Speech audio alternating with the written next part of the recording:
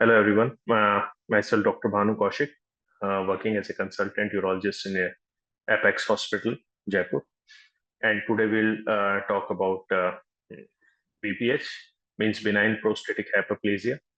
Or so, what is BPH? First of all, BPH is benign prostatic hyperplasia, means when the prostate enlarges normally with age, after the age of 42, 45 to 50. In men's, prostate become will increase in size and can cause certain problems to the patient. So first of all, what is prostate? Prostate is basically an organ which is present in males and with a normal size of 20 gram or less.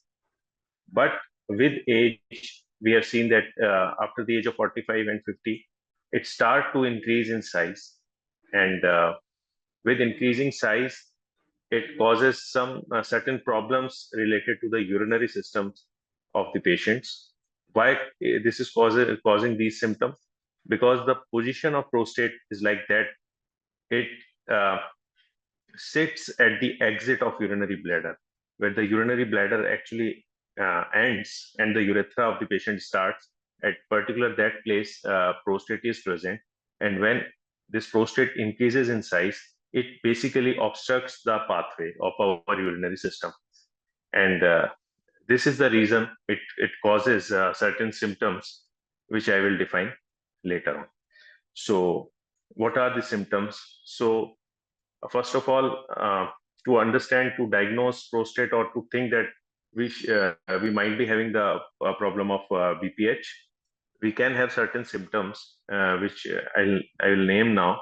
Like first of all, frequency. Frequency means uh, frequent urination. You have to go for urination at frequent intervals, like at half 1 hour, 1.5 hours. You have to go again and again for urination.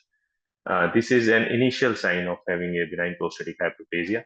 Along with that, there is urgency. Urgency means you cannot hold the urine. If you have desired for urination, you have to go urgently to the washroom. Otherwise, you have a fear that urine might leak in your clothes.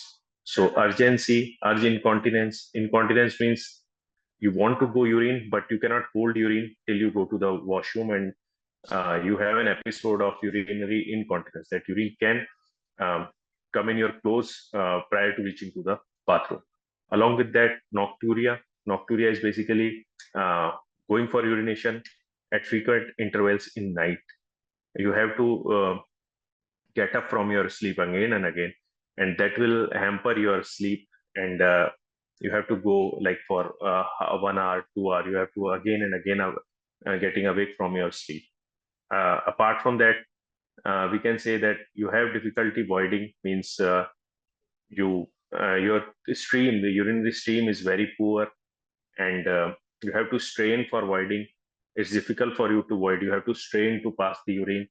Along with that, your urine interrupts a lot while you are urinating. It interrupts again and again, again and again.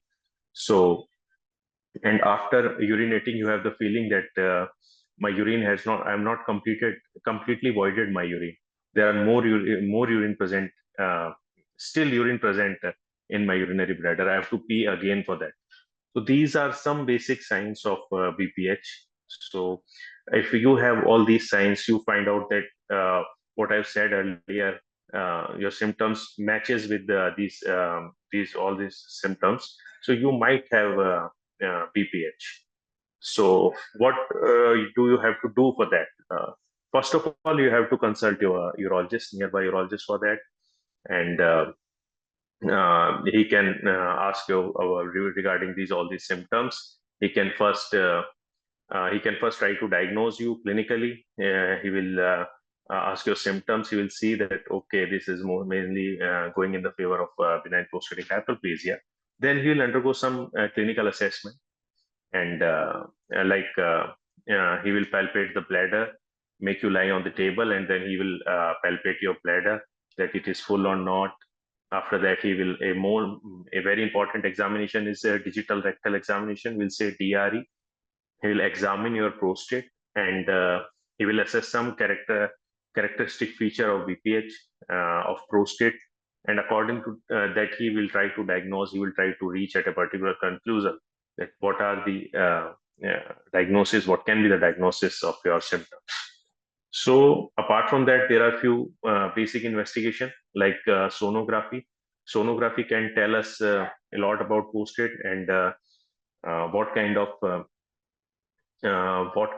symptoms uh, are happening due to prostate. And there are some symptoms we can see outside the body, like you have all these difficulties, but some things we cannot see, we cannot know without USG that might be this prostate can causing stones in your bladder, that prostate can causing damage to your kidney. For all these things, we have to look for USG sonography. Basic sonography test is enough, and to see the size of prostate and how it is normally enlarged, or is there any other pathology, we can very much judge from a USG. Apart from that, a basic investigation for prostate is serum PSA stands for prostate specific antigen.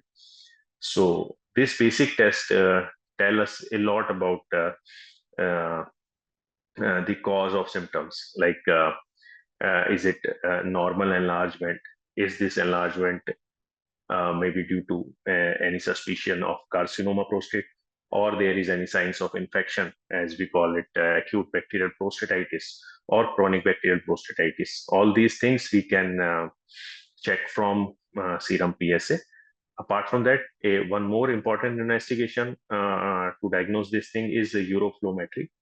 Uroflowmetry is a test where you have to void on a particular machine after filling your bladder to a certain level, and that basically after voiding on that particular machine, we can get a graph and we can assess that actually it is due to prostate or any other cause, and how much obstruction is prostate causing to your urinary outflow. And apart from that, these basic tests we have to see, like sugar, is the patient is what is the RFT kidney status, is everything is normal or not. So these are the basic things any clinician will offer you on your first visit to the doctor. And uh, apart from that, if we go further on BPH, so if you are diagnosed with BPH, you are having a benign prostatic hyperplasia, which is normal, which occurs after the age of 45 and 50. So if something like this happening to you, then first of all, we'll try to solve it with conservative methods. We'll try to assess the symptom, and if it is on a mild category, then we can suggest you some options that you can change in your daily life, and that can help you a lot. And what are these changes?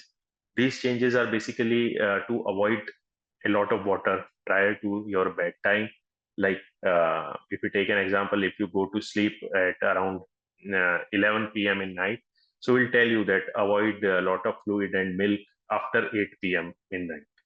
Just take it as and when it is very necessary, and don't take in large amounts. And go to bed after voiding. Just void or urinate before going to bed, and limit your fluid intake. This is the basic thing we tell to all the benign prostatic hyperplasia patients, and this helps them a lot from most of the symptoms. And apart from that, we also tell them to don't hold their urine for longer duration. If they hold their urine for longer duration, that can precipitate urinary tract infection in these patients, and this can aggravate the symptom of a benign prostatic hyperplasia also. So these are some, or I could say the few but important suggestions we can give to the patients of BPH. And most of the patient will do very well if they go initially, or when they have initial symptom and contact their urologist. Mostly they will do very well after that. But if you go to the urologist very late, or you uh, means I'll say that you don't follow up regularly, then this can turn uh, more, I'll say, more aggressive, will become more aggressive, and this is difficult to treat with medicines. So at that particular, when in these particular circumstances, we have to suggest patient that you have an option for surgery. option for surgery. The surgery available for BPH is TURP, as we all know, the gold standard, transurethral resection of prostate. And nowadays we have HOLAP also for larger prostates, whole beam laser enucleation of prostate. And apart from that, we have a very recent advanced procedure called as lift, which is basically for those patients who are for any other circumstances cannot go for major surgery or cannot go for TURP or HOLAP. They have this type of procedure can be a good option for those patients. Lift.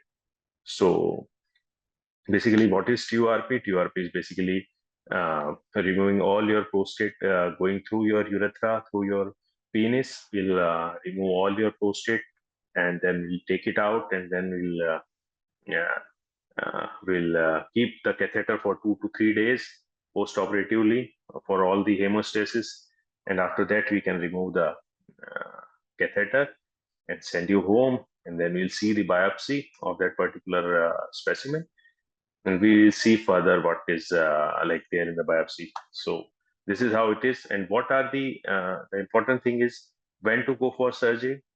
So to go to suggest an option of surgery to a patient, we have to see some certain symptoms that these patients must be on a long-term medical follow-up. They are taking medicine for a longer time, but still they are not being relieved from symptoms after taking this long medication. Or the medicine is functioning with medication, they are functioning properly previously, but nowadays they are not. Their symptoms has been increased in spite of having on medicine. And other than that, they are having frequent urinary tract infection. Again and again, they are having urinary tract infection. They are taking treatment for that. And so we have to treat the cause, treat the source for that infection, and that is prostate. So apart from that, if patient is having hematuria, again and again, hematuria means they have blood in their urine. And apart from that, they have derangement of their RFTs, renal function test, due to constant back pressure of the accumulated urine on the kidneys. Apart from that, if there is stones formation in the urinary tract, that can be a cause to go straight away go for surgery. And apart from that, if there is urinary retention, frequent acute urinary retention means a patient is unable to void, and we have to put a catheter to relieve the patient. And if this is happening a number of times, we have to counsel him regarding the option for going for surgery. So these are the basic things I just wanted to tell about BPH. So thank you. Anything else?